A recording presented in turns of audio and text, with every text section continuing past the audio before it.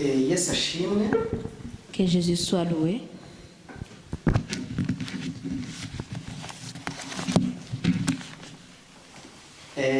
Iki ni icyumweru cyiza. Ça, c'est un bon dimanche. Niyo mpamvu mbifurije umugisha w'Imana. C'est pourquoi je vous souhaite la bénédiction de Dieu. Nujya ubona umunsi wije ugacya uri muzima ujya ushimira Imana. Si tu vois qu'il fait jour et qu'il fait nuit, il faut remercier le Seigneur. Uyu munsi tugiye kuganira ku ijambo ry'Imana mwumvishe kenshi. Aujourd'hui, nous allons parler sur la parole de Dieu que vous avez entendue souvent. Ariko tugiye kuganira ku Kristo nyabwo. Mais nous allons parler sur le vrai christianisme. Tumaze iminsi tubivugaho. Ça fait un moment qu'on est en train de parler sur. Ndagira ngo nongere mubaze ikibazo. J'aimerais bien te poser encore la question. Nanjye nyibaza kandi. Et moi aussi, je me pose cette question. Iyo ugenda wumva uri umukristo. Est-ce que quand tu marches, tu sens que vraiment tu es chrétien? Iyo usenga wumva uri umukristo. Et lorsque tu pries, tu sens que vraiment tu es chrétien. Uburyo ubana n'abandi bantu ubana nabo wumva uri umukristo. La manière que tu vis avec les gens, est-ce que tu vis avec eux en sentant que tu es vraiment chrétien? Reka mbabwire ibintu nanjye nibwira. Laisse-moi vous dire les choses en me parlant aussi. Mbere yuko bakubwira ubukristo banza d'abord nawe muri wowe ubwiyumvira. Avant qu'on te parle le christianisme, il faut que toi-même d'abord tu le sens. Nakunze umugabo Yesu. J'ai aimé un homme Jésus. Igihagararo cye cyose cyaho yari hose cyaho yanyuze hose. Là où il a marché, yakundaga gukoresha ijambo ngo ntimunyamamaze. Il aime bien utiliser le mot il ne faut pas me faire la publicité. Pourquoi? Pourquoi? Kuko muri we Parce harimo que kwamamara kudaturutse muri we. Parce qu'en lui, il y a déjà le fait qu'on le connaît qui ne vient pas de lui. We ntiyashakaga ko abantu bamuvuga cyane. Lui ne voulait pas vraiment que beaucoup de gens le parlent beaucoup. Ahubwo yashakaga ko bavuga imirimo y'Imana. Au contraire, il voulait qu'on parle les œuvres de Dieu qu'il est en train de faire. Uyu munsi nawe ndagira ngo mubaze. Aujourd'hui, toi aussi, j'aimerais bien te demander. Ushaka ko abantu bakuvuga neza cyane? Tu veux que les gens parlent du bien de toi? Cyangwa urashaka ko imirimo yawe ivuga cyane? Ou bien tu veux que tes œuvres parlent beaucoup plus que toi? Kenshi mu buzima bwacu bwa buri munsi dushaka ko abantu batuvuga neza. Souvent, dans nos vies de tous les jours, nous voulons que les gens parlent de nous du bien. Ntacyo bimaze ufite. Ça ne sert à rien au fait. Igifite icyo kivuze ni icyo ukora gihesha Imana icyubahiro mu bantu. Ce qui a de l'importance, c'est ce que tu fais qui honore Dieu au milieu des gens. Gihindura ibitekerezo by'abantu. Qui change les façons de penser des gens. Gihindura ubuzima bw'abantu. Qui change la vie des gens. Urukundo Imana yatwerekeye muri Yesu Kristo. L'amour que Dieu nous a montré en Jésus-Christ, ce sont des œuvres, des bonnes œuvres.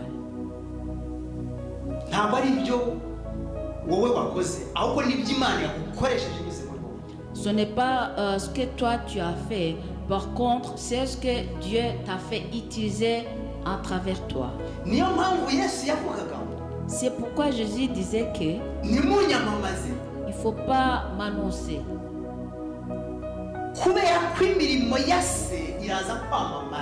Parce que les œuvres de son Père vont être connues partout, quoi qu'il en soit. Voilà ce que Dieu veut de nous. C'est que nous annonçons le royaume de Dieu qu'il a mis en nous. aho ugeze gusa. là où tu arrives. Niyo mpamvu nabanje kubabaza ikibazo. C'est pourquoi je vous ai posé d'abord la question. Wiyumva nk'umukristo wamamaza ubwami bw'Imana bwa Kristo? Est-ce que tu te sens vraiment le chrétien qui annonce le royaume de Jésus-Christ? Aho ugeze ugaragara nk'umukristo. Là où tu arrives, tu te présentes comme un chrétien. Ukora nk'umukristo. Tu travailles comme un chrétien. Itandukaniro rya Yesu n'abafarisayo n'intumwa n'iryo.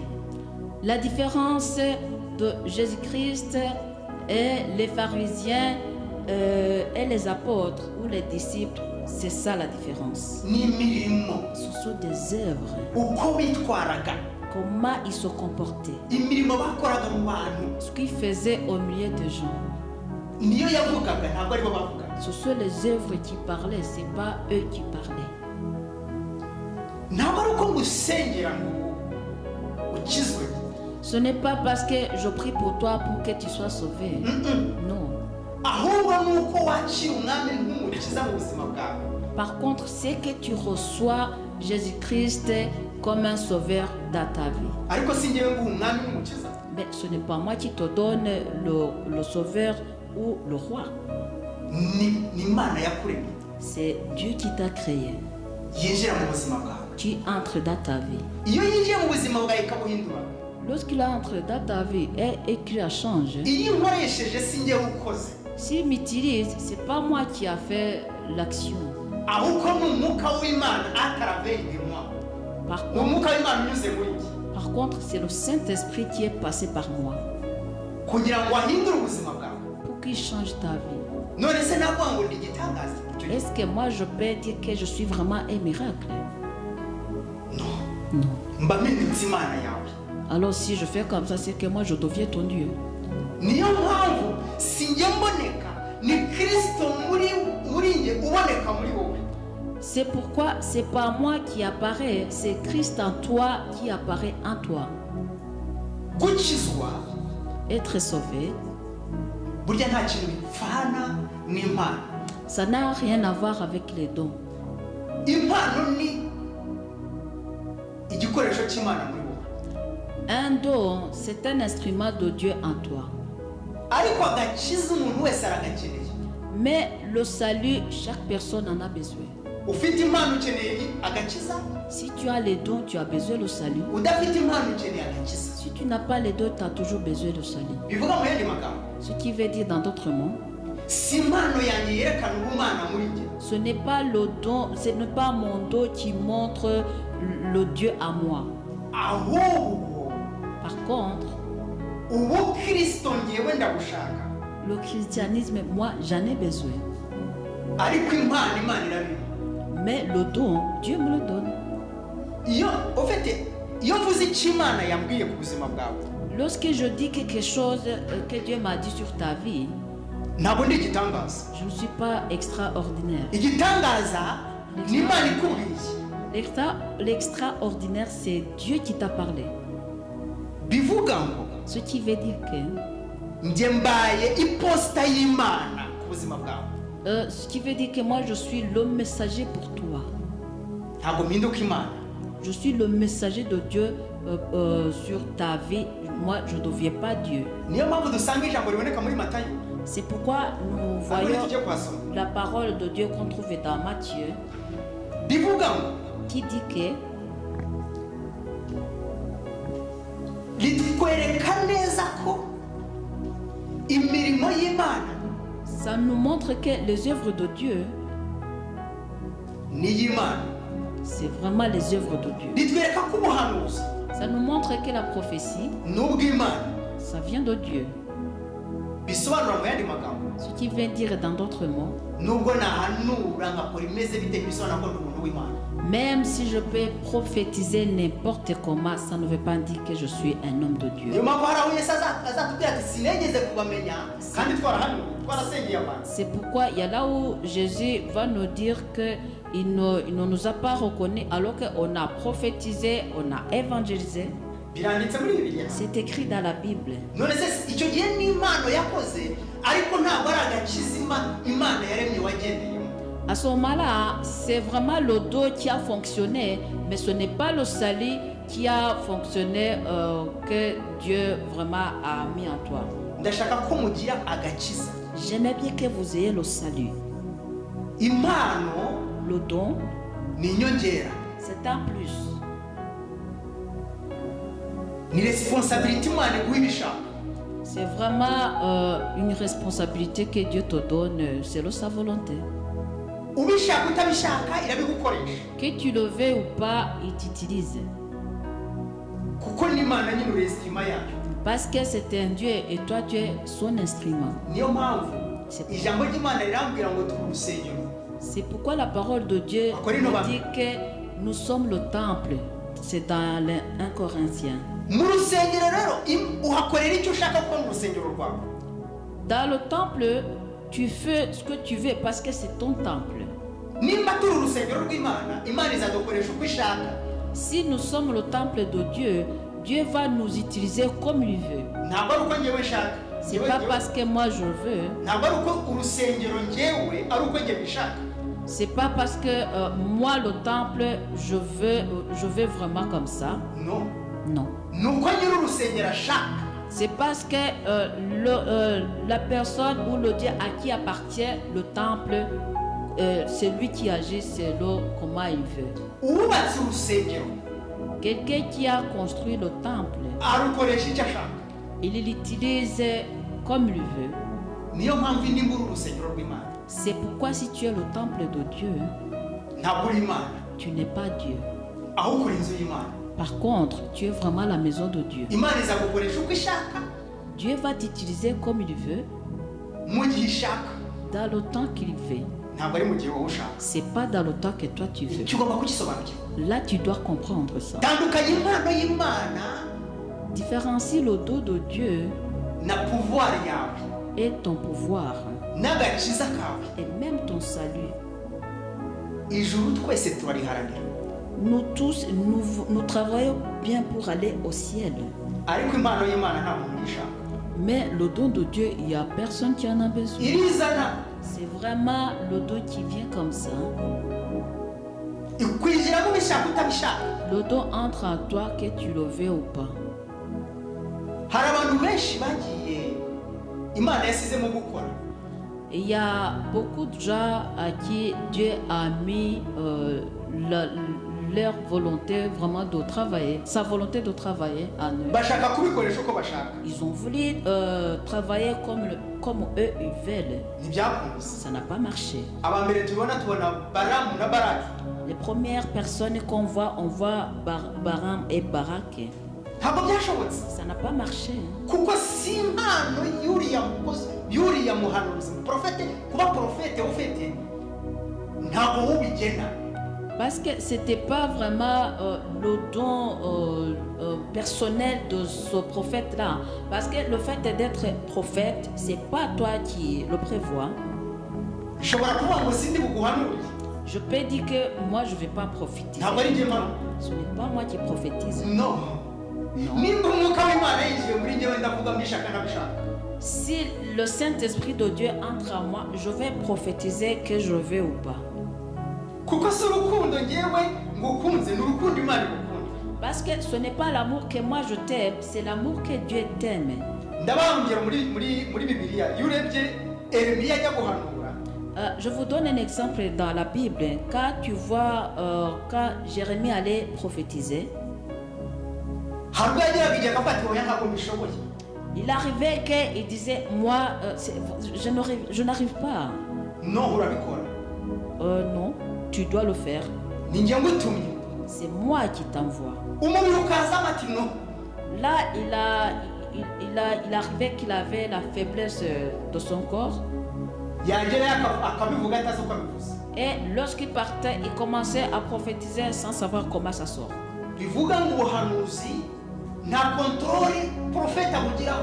Ce qui veut dire que la prophétie, il n'y a aucun contrôle que le prophète peut avoir sur ça. C'est comme ça que nous voyons comment Dieu a utilisé Moïse chez Pharaon.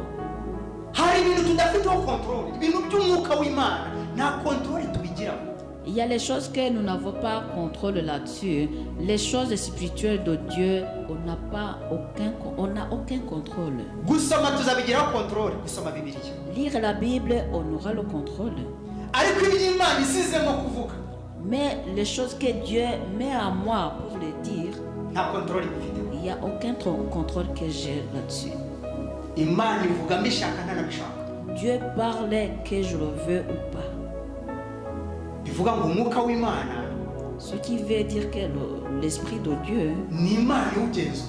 c'est Dieu qui prend contrôle.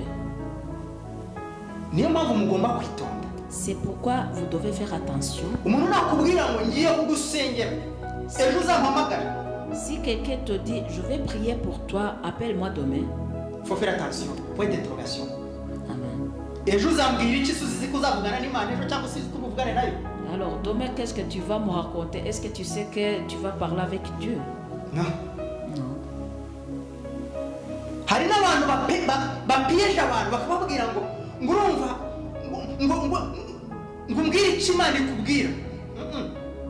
Il y a même les autres qui piègent les gens ushaka utavuga. et ils te disent, tu vois, il faut me dire ce que Dieu te parle. Non, parce qu'il arrive que Dieu ne peut pas te parler à ce moment-là. ivuga igihe ishakiye mu mwanya ishaka. Il fait le temps qu'il veut et dans le moment qu'il veut. ntabwo iguha isaha ntiguha n'umunsi n'umunota. Il ne te donne pas l'heure ou le jour ou même la minute. ikintu ushobora kugiraho controle ni ugusoma ibyanditswe. Les choses que tu dois avoir contrôle là-dessus, c'est vraiment de lire les Écritures. ariko umwuka w'Imana, Mais le Saint-Esprit de Dieu, ubuhanuzi la prophétie, nta controle nakugiraho. il n'y a aucun contrôle que je peux avoir là-dessus. umuntu nakubwira ngo ejo uzampamagare mubwire icyo Imana yavuze, Si quelqu'un te dit, demain appelle-moi, je vais te dire ce que Dieu a dit, ujye umenya ko ari umuhanuzi w'ibinyoma. sache que c'est un faux prophète. ufite icyo gihe biba bivuga ngo akontorora Imana. Alors ça veut dire qu'à ce moment-là, c'est lui qui contrôle Dieu. kandi ijambo ry'Imana yabwira ngo nta muntu n'umwe ku isi ubasha gukontorora Imana. Et la parole de Dieu me dit qu'il n'y a aucune personne sur cette terre qui peut contrôler Dieu. nimube maso, Soyez vigilants. ubwami bw'Imana si ubw'amagambo, Le royaume de Dieu, ce n'est pas seulement la parole, ni ubwo gukiranuka no kwezwa c'est de sanctifier et d'être saint no gusobanukirwa. et de comprendre. si ubwo kwimenyekanisha, ni ubwo kugira ngo bukumenyekanishe. Ce n'est pas pour te faire connaître, c'est vraiment pour que le royaume de Dieu te fait connaître. ngiye kubabwira umugabo Yesu, Je vais vous parler l'homme Jésus, ariko uyu mugabo Yesu mais cet homme Jésus, ni umwe mu bantu bahuye n'intambara mu isi. c'est l'une des personnes qui a rencontré les combats ici dans ce monde. arwanywa n'abo yaje gukiza. Il a été combattu par des personnes qu'il est venu sauver. satani anyura mu bo yaje kubera umugisha. Satan est passé par les personnes à qui Jésus est venu pour être hano ndashaka kukwereka bénédiction. ukuntu satani yinjira. Ici, je vais te montrer comment Satan entre. ntabwo aguteguza, Il ne te prévient pas, hein. gusa Imana irakubwira. Mais Dieu te prévient. hari igihe ubura ubwenge Parfois, il arrive que tu manques la sagesse ukajyana ibintu mu murongo utari uw'Imana. et tu amènes les choses dans le chemin qui n'est pas de Dieu. satani akagukoresha Et là, Satan t'utilise kandi uri kumwe n'Imana, Alors kandi que- uri umuntu w'Imana. alors que tu es un homme de Dieu. ngiye kubereka igero. Je vais vous montrer un exemple. tujye mu gitabo cya Matayo On va aller dans le livre de Matthieu, mu gice cya 16. chapitre 16. turasoma duhereye ku murongo wa 13. Imana ibamugisha cyane. On va lire à partir du 13e verset. Petero ahamya ko Yesu ari Kristo. Là où Pierre témoigne que Jésus est Christ. Amen. Amen. 13 jusqu'à. 13 c'est bon. Ok. Matthieu, chapitre 16. Pardon. 13 jusqu'à 17. s'il vous plaît. Ok. 17. Matthieu, chapitre 16, versets 13 à 17. Déclaration de Pierre. Jésus, arrivé sur le territoire de Césarée de Philippe, posa cette question à ses disciples. Au dire des gens, qui suis-je moi, le Fils de l'homme? Ils répondirent, les uns disent Jean-Baptiste, d'autres Élie, d'autres Jérémie ou l'un des prophètes. Mais vous, leur dit-il, que dites-vous que je suis? Simon Pierre répondit, tu es le Christ, le Fils de Dieu vivant. Jésus reprit la parole et lui dit, tu es heureux, Simon, fils de Jonas, car ce ne sont pas la chair et le sang qui t'ont révélé cela, mais mon Père qui est dans les cieux. Amen. amen imana ishimwe cyane. Que Dieu soit loué. Hano Yesu Ici, Jésus, uyu mugabo ndamukunda. je l'aime beaucoup, cet homme. Uyu mugabo azi ubwenge, Cet homme est tellement intelligent. azi ubwenge bw'ijuru, Il a l'intelligence du ciel. azi masonje ya satani mu isi, Il connaît le mensonge de Satan dans son monde. azi piyeje ya satani mu bantu. Il connaît les pièges de Satan au milieu des gens. Hano ku murongo wa 14 Ici, au verset 14, arabaza ngo, il demande, baramubaza bati, bamwe bagira ngo urinde. Iyo ukora umurimo w'Imana abantu bagira ngo urinde. lorsque toi tu fais l'œuvre de Dieu, les gens pensent que tu es qui? Iyo ugenda mu bantu babona urinde.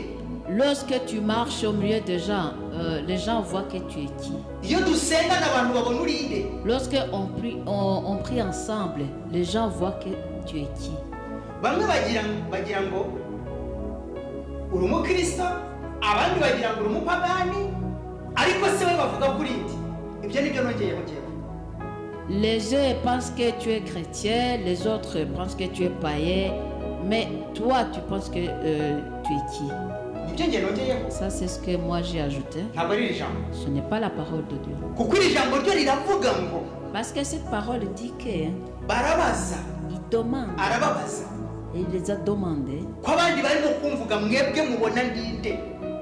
Les autres sont en train de parler de moi. Vous pensez que je suis qui? Iyo abantu batubona tugenda babona turi ndi. Lorsque les gens nous voient marcher, ils voient que nous sommes qui? Reka mbabwire ikintu kimwe. Laissez-moi vous dire une chose. Ubwami bw'Imana Le royaume de Dieu, ntiburimo amarangamutima il n'y a ndetse pas de sentiment là-dedans. ntiharimo icene wabo detu, Il n'y a pas de relation familiale, non. ntiharimo kugusempatiza kuri umuntu udasanzwe, no. Il n'y a pas la sympathie pour te dire que tu es vraiment quelqu'un extraordinaire, non. ongera usubiremo ku murongo wa 13 ugeze 16. Relis encore verset 13 jusqu'au 16. Versets 13 à 16. Jésus, arrivé sur le territoire de Césarée de Philippe, posa cette question à ses disciples. Au dire des gens, qui suis-je, moi, le Fils de l'homme? Ils répondirent, les uns disent Jean-Baptiste, d'autres Élie, d'autres Jérémie ou l'un des prophètes. Mais vous, leur dit-il, qui dites-vous que je suis? Simon répondit, tu es le Christ, Fils de Dieu vivant. Jésus reprit la parole et lui dit, tu es heureux, Simon, fils de Jonas, car ce ne sont pas la chair et le sang qui t'ont révélé cela, mais mon Père qui est dans les cieux.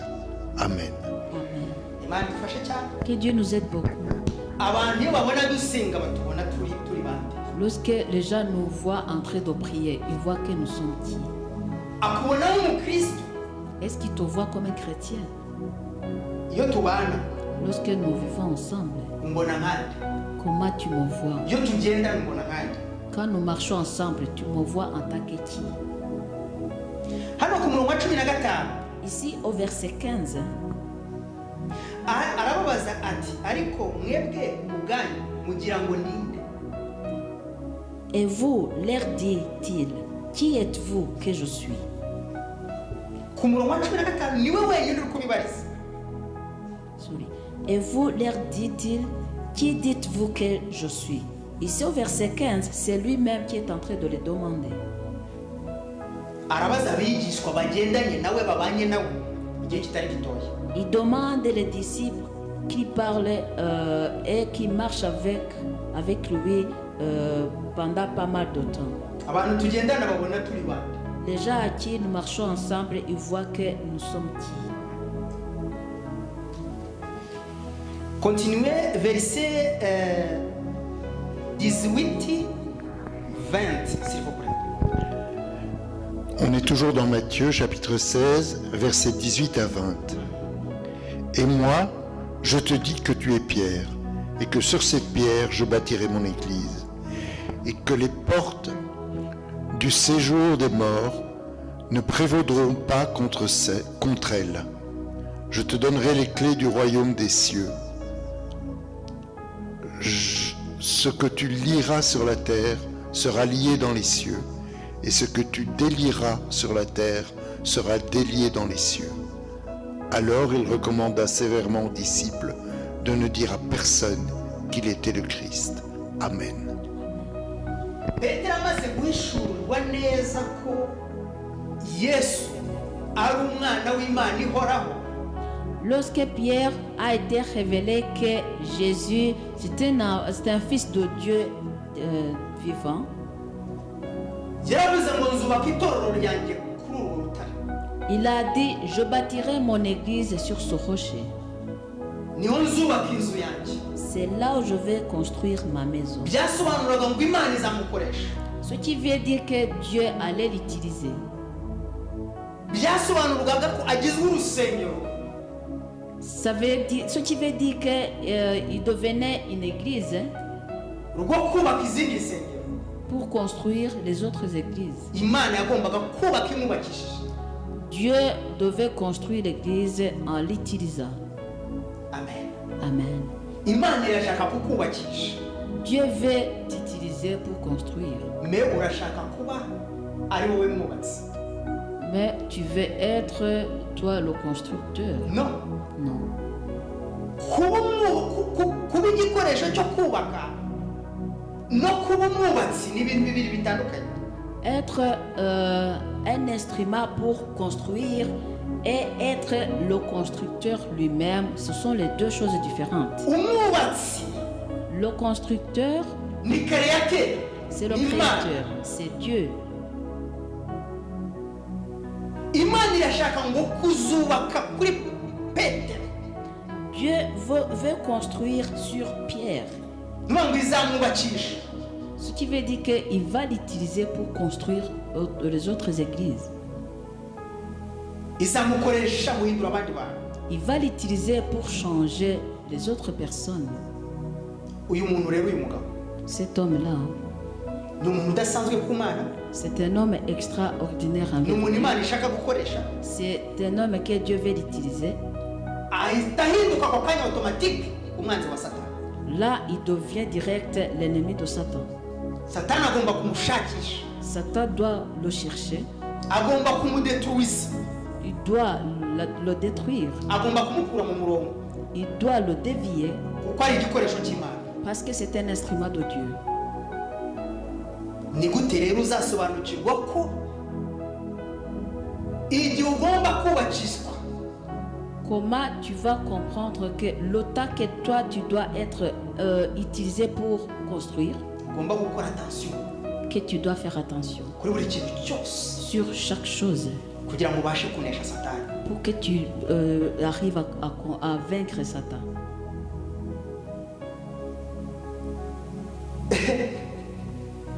Igikoresho cy'Imana L'instrument de Dieu, aba ari ikintu kidasanzwe. c'est quelque chose qui est extraordinaire. Aba ari ikintu kidasanzwe, ari igikoresho kidasanzwe. C'est vraiment un instrument qui est extraordinaire. Ni ryari uzamenya ko uri umuntu udasanzwe? Quand est-ce que tu vas savoir que tu es quelqu'un qui est extraordinaire? Ugomba gusa nanjye, Tu ne dois pas me ressembler. ugomba gusa nk'umuntu w'Imana. Tu Igikoresho dois cy'Imana. ressembler comme un homme de Dieu ou comme un instrument de Dieu. Ntabwo ugomba gukora nkanjye. Tu ne dois pas fonctionner comme moi. Ugomba gukora nk'uko Imana ishaka kugukoresha. Tu dois fonctionner selon la volonté de Dieu qui veut t'utiliser. Ntabwo ugomba kugendera ku itegeko ryanjye. Tu ne dois pas marcher selon mon ordre. ugomba kugendera ku itegeko ry'Imana.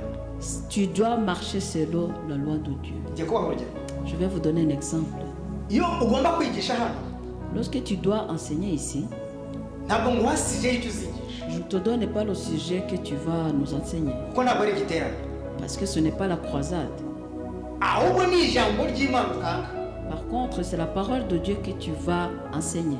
Ntabwo nguhasije, Je ne te donne pas le sujet. kuko narangije gukontorora Imana nguhasije. Parce que si moi je te donne le sujet, c'est que j'ai déjà fini de contrôler à Dieu. Ariko iyo ugomba gukora umurimo w'Imana, ndakureka Imana ikakuyobora.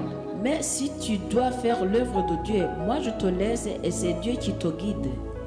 Kugira ngo uduhe iby'umwuka w'Imana yagusizemo. Pour que tu nous donnes ce que l'Esprit de Dieu a mis en toi. Ariko ninkubwira icyo ugenderaho, Mais si moi je te dis la ligne directive, mbaye contrôle je deviens le contrôle yo gukontorora umugambi w'Imana muri. de contrôler le plan de Dieu en toi. Kandi iby'Imana isizemo Et ce que Dieu met à moi, kunkoresha muri uyu mwanya d'être utilisé maintenant, si byiza gukoresha mu gihe kizaza. ce n'est pas ça qui va utiliser dans l'avenir sur toi. Imana idufashe cyane. Que Dieu nous aide beaucoup. Hano turasaba kugira ubwenge bw'Imana Ici, ça nous demande d'avoir la sagesse de Dieu kugira ngo tubashe kunesha Satani. pour que nous puissions vaincre Satan. Satani ntushobora kumutsinda ugendera mu marangamutima. Tu ne peux pas vaincre Satan en marchant selon les sentiments. Ntibikunda. C'est impossible. Satani ntushobora kumunesha ugendera ku byo nakubwiye. Tu ne peux pas vaincre Satan en marchant selon ce que moi je t'ai dit. Non. Ariko uko Imana igenda iganiriza umutima wawe uzagenda unesha Satani. Mais selon comment Dieu continue à parler ton cœur, tu vas vaincre Satan. Tugiye gusoma ndagira ngo mbere ku kuntu Satani yinjira n'uburyo ushobora kumurwanya. Tukomeze 21 la même chapitre 21 oui 21 seulement 21-22 Versets 21 et 22. Jésus commença dès lors à montrer à ses disciples qu'il lui fallait aller à Jérusalem, souffrir beaucoup de la part des anciens, des principaux sacrificateurs et des scribes, être mis à mort et ressusciter le troisième jour. Pierre le prit à part et se mit à lui faire des reproches en disant « À Dieu ne plaise, Seigneur, cela n'arrivera pas. » Amen. Nshuti z'Imana, Bien-aimé de Dieu, uyu ni wa muntu Imana izakoresha, ça c'est l'homme-là que Dieu allait utiliser. wa wundi imbaraga z'Imana zizakoreramo, L'homme à qui la puissance de Dieu va agir en lui. kandi imbaraga z'Imana zizamugeraho zinyuze muri Yesu Kristo. Et la puissance de Dieu va lui arriver en passant par Jésus-Christ. Niwe utangiye gukoresha Kristo. C'est lui qui commence à corriger Jésus-Christ. Dore ngibi ku murongo wa 22. Voilà ce que là où vous le voyez ici au verset 22. Atangiye kumucyaha, Il commence à le corriger. atangiye kumubwira uko yitwara, Il commence à lui dire comment il doit se comporter.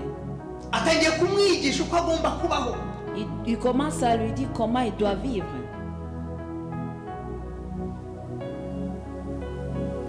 Ngo atangira kumuhana. Petero ngo abwira atangira kumuhana ati ntibikabeho, ntibishoboka wabikora uti ibyo ngibyo. No, atangira kumubwira ati no. Il a commencé à lui dire que ça ne t'arrive pas, c'est impossible, ntibizakubaho ibyo ngibyo. ça ne t'arrivera pas. Reka mbabwire ikintu kimwe, Laisse-moi vous dire une chose.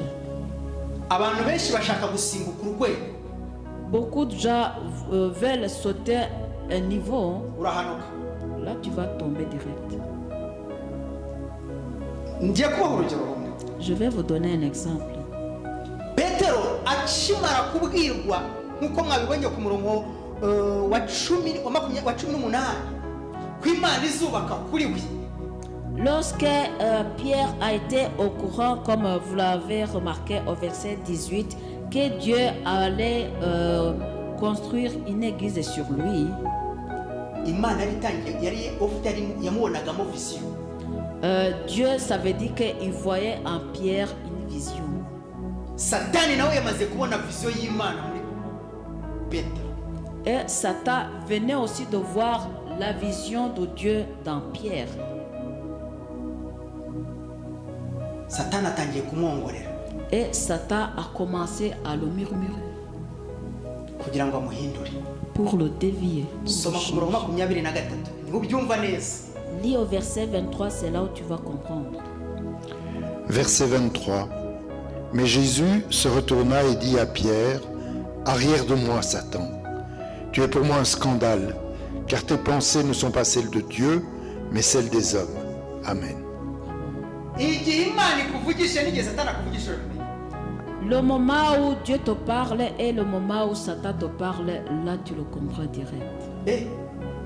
Hano ntabwo Yesu ari kuvuga Petero ko ari Satani, ahubwo umwuka wamaze kwinjira muri Petero niwe ari kwiyama muri Petero.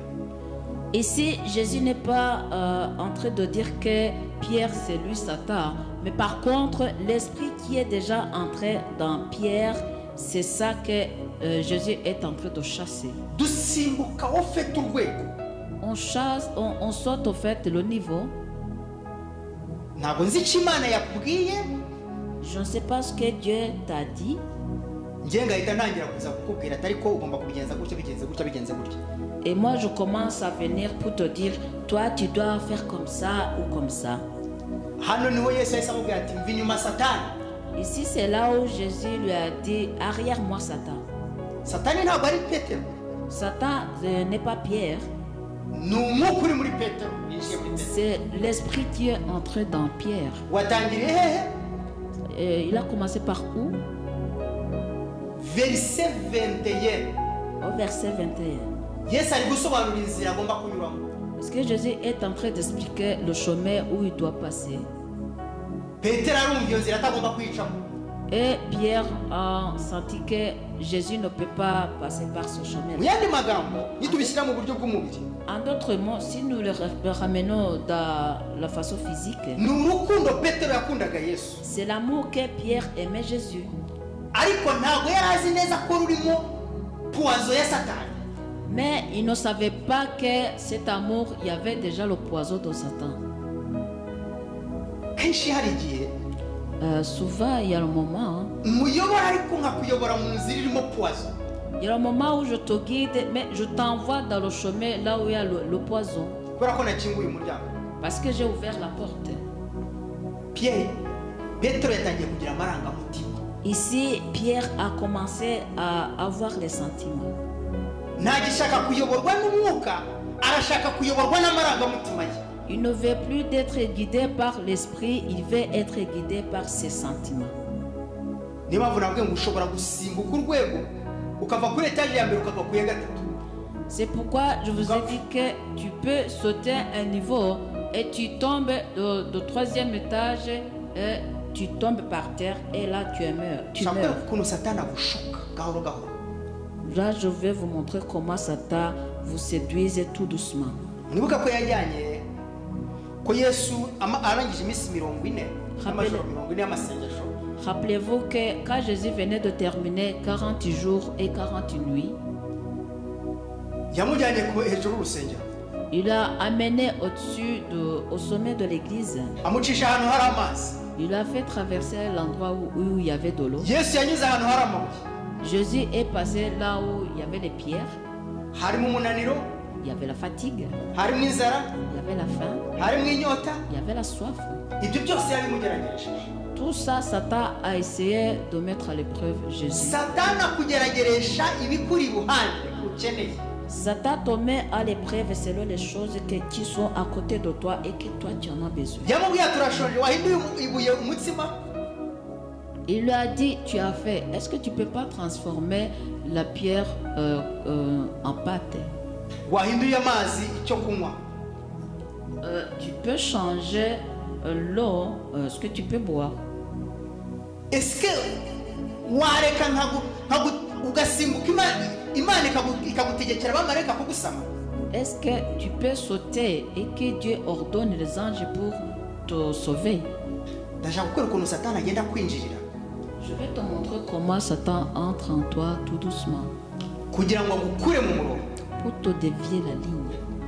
kubera ko imana izakubakaho Parce que Dieu va construire sur toi. kubera ko imana izakubakisha Parce que Dieu va t'utiliser pour construire.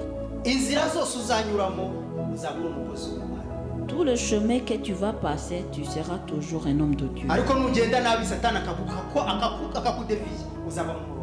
Mais si tu ne marches pas comme il faut, Satan va te dévier, il va te sortir du chemin droit. kubera iki Pourquoi? utangiye kubishyiramo amarangamutima nk'aya petero Parce que tu commences à mettre les sentiments là-dedans comme Pierre. kuba ngukunda ntibisobanura yuko mujyana mu murongo nshaka.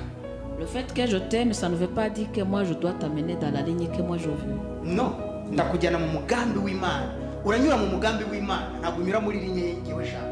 Tu vas passer dans le plan de Dieu, tu ne vas pas passer dans la ligne que moi je veux.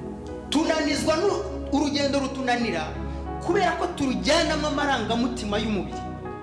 Le pèlerinage nous fatigue parce que nous amenons là-dedans les sentiments physiques. utangira kumbona mu bintu ugatangira kungira inama uko ngomba kubyitwaramo uko ngomba kubigendamo. Ni byiza. Tu me vois dans les choses et là tu commences à me donner les conseils comment je dois marcher là-dedans ou comment je dois faire. C'est bien. ariko umwuka w'imana ntabwo uyobora. Mais le Saint-Esprit de Dieu, tu ne peux pas le guider. urareka umwuka w'imana akabura kuyobora. Tu soma ku murongo wa laisses le 24 Saint-Esprit te guide. 24 25 s'il vous plaît. Tu lis au verset 24 et 25. Versets 24 et 25.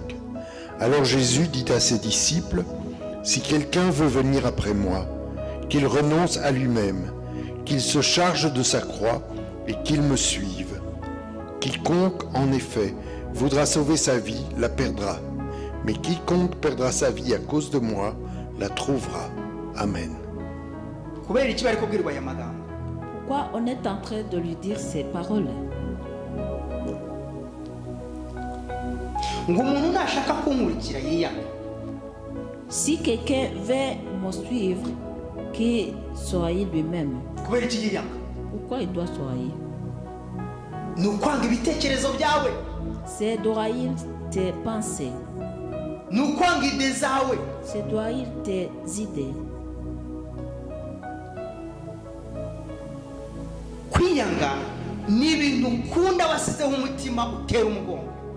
Soigner, c'est vraiment les choses que tu aimes et tu les déplaces, tu les mets derrière.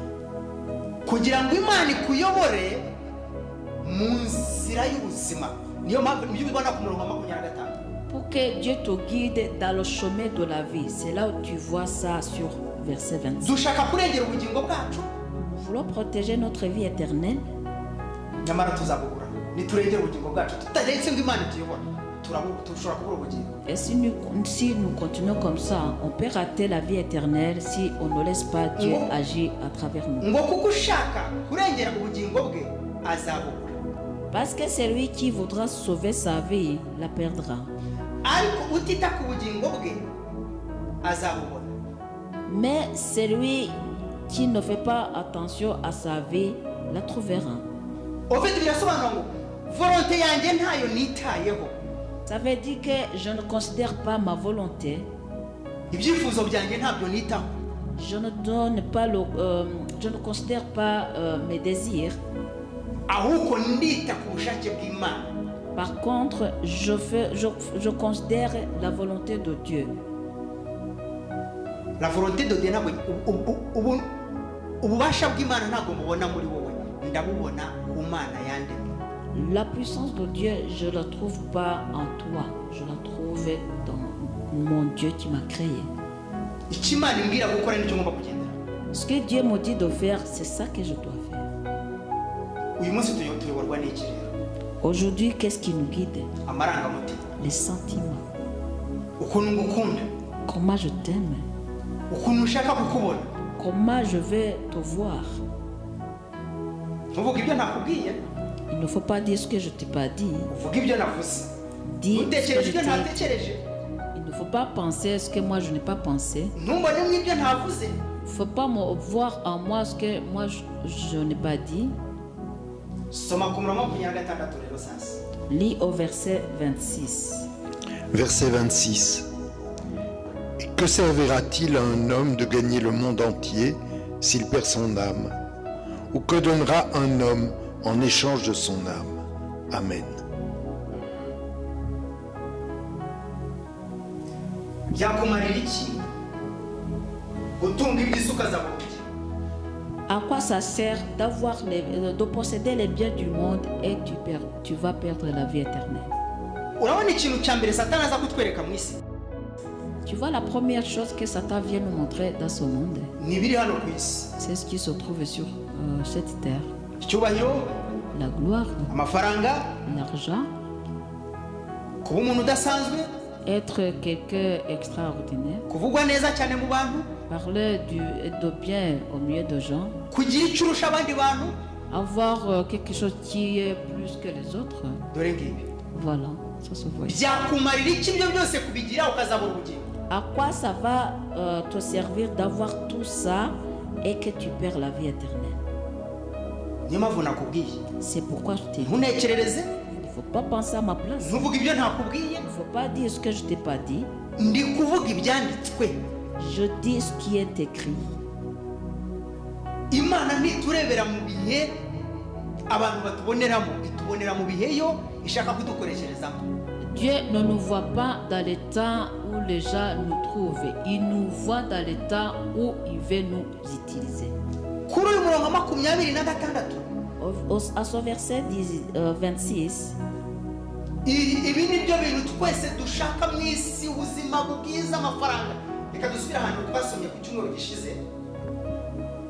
c'est tout ce que nous voulons ici, la belle vie, l'argent. On va lire le verset que nous avons lu dimanche passé. Tujye mu ba Filipi, On va aller dans Philippiens. turasoma 30 niho turangiriza ine. On va lire 4 versets et c'est là où nous allons terminer. Turasoma duhereye mu gice cya gatatu. On va lire à partir du chapitre 3. Abanzi b'umusaraba wa Kristo. Les ennemis de la croix du Christ. Umwanzi w'umusaraba wawe ni nde? C'est qui l'ennemi de ta croix? ntabwo ari wowe njyewe uri kureba cyangwa wowe ndi kubona. Mais non, Ce n'est pas moi que tu vois ou toi que je vois. Non, ni Satani. c'est Satan. Dusome ku murongo wa 16 mu gice cya gatatu, 16,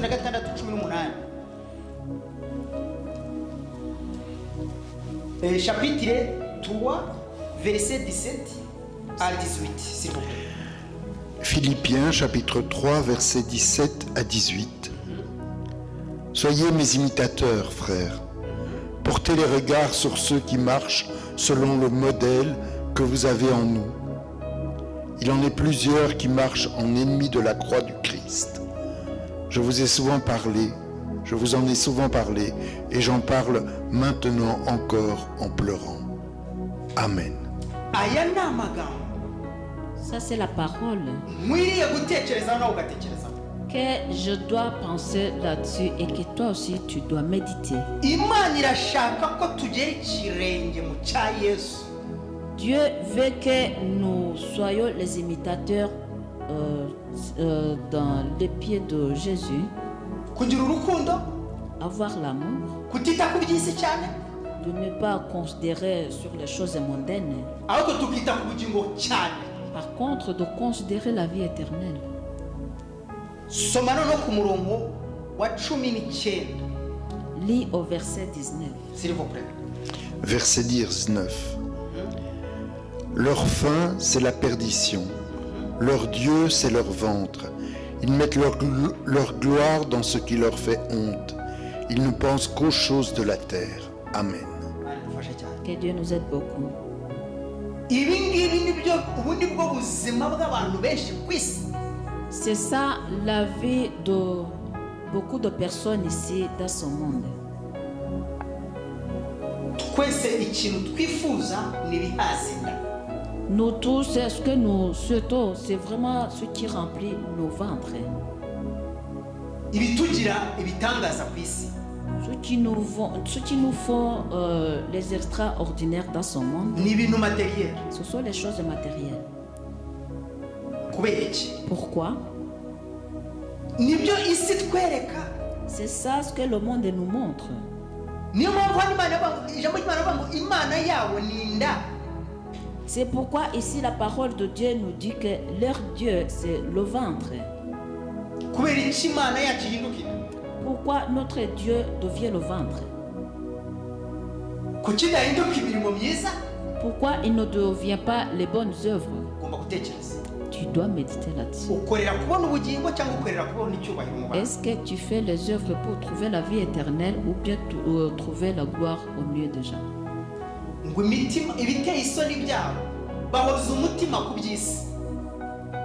Ceux qui le font honte, ils laissent leur cœur penser aux choses mondaines. Kubera iki duhoza umutima ku by'isi? Pourquoi nous pensons toujours sur les choses mondaines? Nuko isi ifite ikibanza kinini mu buzima bwacu kuruta iby'ijuru. C'est parce que le monde a une grande place en nous par rapport à la vie éternelle. Kandi kera Je m'arrête là. reka nkubwire, Laisse-moi te dire. iki ni igihe cyawe n'igihe cyanjye. Ça, c'est ton temps et mon temps. Tekereza neza. Pense bien. Aho nugira inama Imana kandi ari igomba kukugira inama. Est-ce que tu donnes pas le conseil à Dieu alors que c'est Dieu qui doit te conseiller? Nk'uko tubonye Paul yatangiye kuyobora Yesu. Comme on vient de voir comment Pierre a commencé à guider Jésus. Atangiye gusimbuka tape. Il a commencé à sauter les étapes. Imana irashaka kumugira igikoresho. Dieu veut le changer en instrument. Ariko arashaka gukoresha noneho Imana. Mais lui veut utiliser Dieu. Arashaka kuyobora Yesu. Il veut diriger Jésus. Atangiye kugirira impuhwe Yesu. Il commence à avoir les sentiments envers Jésus. Nta muntu ugirira impuhwe Imana. Il n'y a personne qui a les sentiments envers Dieu. Ariko Imana itugirira impuhwe.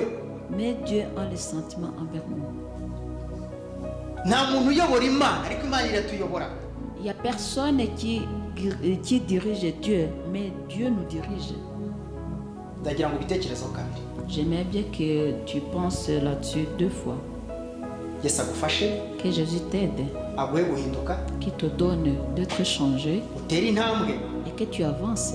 yo gutekereza kuyoborwa n'Imana n'uyoborwe n'amarangamutima y'ibyo wifuza. Que tu fais un pas de penser d'être dirigé par Dieu, que tu ne penses pas d'être dirigé par les sentiments qui sont. Kuko kwifuza kwacu kuzahazwa n'Imana yaturemye. Kwifuza kwacu ni Imana iguhaza yaturemye. Parce que le fait d'avoir le sentiment de penser aux choses là que nous voulons, c'est vraiment Dieu qui nous a créés. Reka dusenge. Nous allons prier. Nyagasani Mana yacu, Seigneur notre Dieu, ndasenze mu mbaraga zawe. je prie dans ta puissance, Abantu bawe ubwenge donne tes personnes la sagesse kugira ngo bayoborwe n'umwuka wawe. pour qu'ils doivent être dirigés par ton Esprit Saint. Ibiturwanya ni byinshi, Ceux qui nous combattent sont nombreux, ariko uduhe imbaraga zo kubinesha. mais que tu nous donnes la force de les vaincre. Uturinde kuyobora, Que tu nous épargnes de diriger, ahubwo tuyoborwe n'umwuka wawe. que nous soyons dirigés par ton Esprit. Ibiturwanya bishaka kudukura mu nzira yawe ni byinshi, Ceux qui nous combattent et qui veulent nous dévier sont nombreux, ariko imbaraga zawe zitube hafi iteka.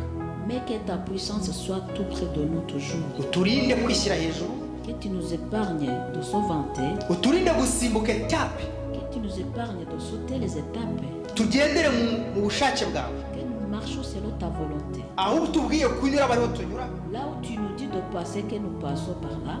ibyo utubwiye kuvuga aba aribyo tuvuga. Ce que tu nous demandes de dire, que nous disons ce que tu nous as dit. Umwuka wawe wera ayobore byose, Que ton Esprit Saint dirige tout. mu izina ryawe Yesu. Au nom de Jésus. Amen. Amen.